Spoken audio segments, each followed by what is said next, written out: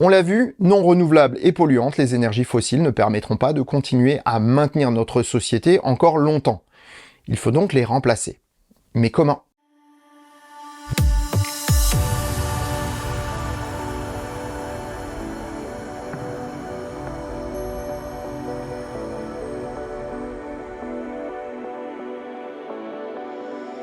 Si ça te plaît, mets un pouce vers le haut et commente. Si ça te plaît beaucoup, abonne-toi.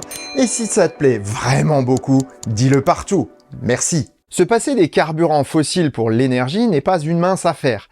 Ils sont présents dans tous les secteurs énergétiques. Voyons donc comment les remplacer. Premièrement, ils sont présents dans la production électrique. Ils produisent 26 pétawattheures d'électricité par an au niveau mondial. Pour ce faire, ils consomment 65 pétawattheures d'énergie primaire, dont 46 pétawattheures de carburants d'origine fossile.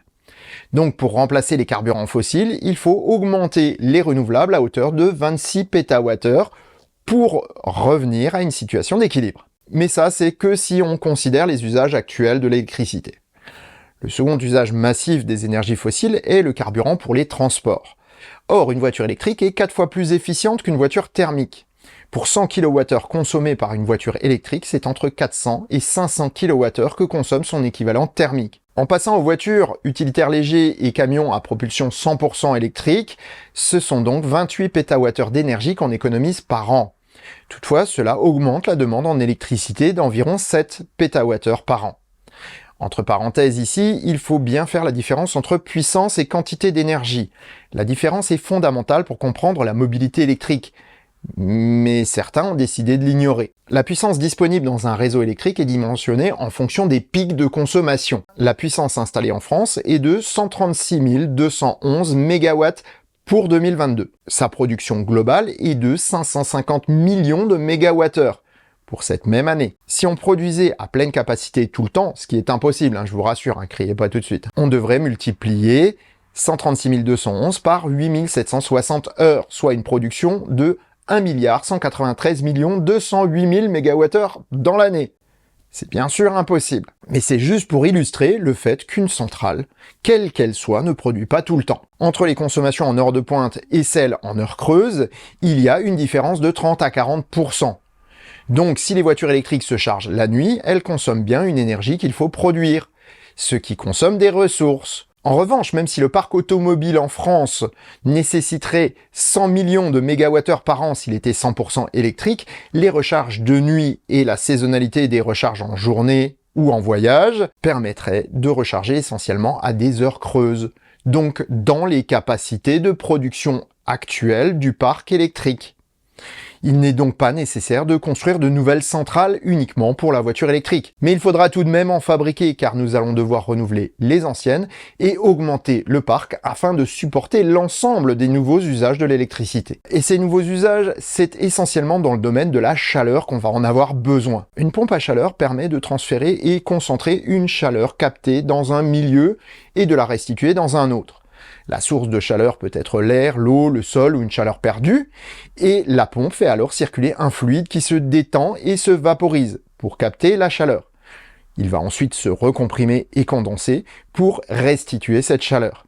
C'est tout simplement le principe du réfrigérateur ou de la climatisation. On ne produit pas de chaleur, on la capte et on la restitue. Un frigo capte la chaleur à l'intérieur et la restitue à l'extérieur, à l'arrière du frigo. Les pompes à chaleur ont un coefficient de performance qui varie en fonction de l'usage. Ce coefficient est parfois appelé à tort rendement de la pompe. Or, un rendement est toujours inférieur à 100%. Parler de rendement supérieur à cette valeur revient à inventer le mouvement perpétuel. En fait, on calcule l'énergie calorifique transportée qu'on divise par la consommation de la pompe. On obtient alors des coefficients de performance de 4 jusqu'à des températures de 60 degrés, de 3 pour des usages jusqu'à 100 degrés et de 1,5 pour des usages industriels à 200 degrés par exemple.